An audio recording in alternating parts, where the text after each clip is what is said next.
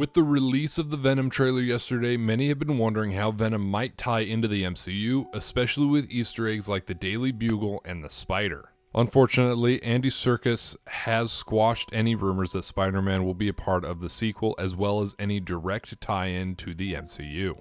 He said, "Obviously, there are links between Venom and Spider-Man and the Marvel Universe and the Spider-Man story." But then he goes on to say, "We're treating this very much as it's his own story. The Venom story is his own world.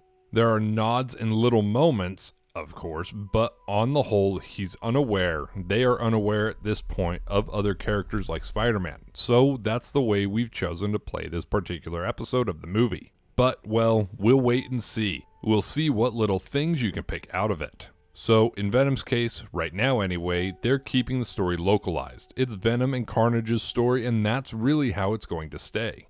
From what Serkis said, it might not really even delve deeply into the rest of the Sony Spider-Verse, mainly Morbius, which did have a few more direct hints and tie-ins to the MCU, such as the inclusion of the Vulture and posters of Spider-Man defaced with the word murder, possibly tying into the end of Spider-Man Far From Home. But just because this entry into Venom's story doesn't include any direct references to Spider-Man doesn't mean that it won't leave the door open in the future. After all, Venom does have deep roots with Spider-Man, and it'd be a waste to not have them interact at some point. But how could that possibly happen? It seems that Eddie is getting his life back together little by little, and since the Daily Bugle is being included as the in-universe paper, he could have a job there in the West Coast offices. On top of this, those with a keen eye and a quick hand on the pause button may have even noticed that there is a possible hint to the Avengers in the paper. Yet again, leaving possibilities to tie the universes together, even if it's a loose knot. And then there's still the spider that Cletus Cassidy squishes, which could be a simple reference to Spider-Man, especially if it is the way Carnage is able to bond with Cassidy after biting Eddie, possibly during an interview between the two. But in the end, the spider's probably nothing more than an Easter egg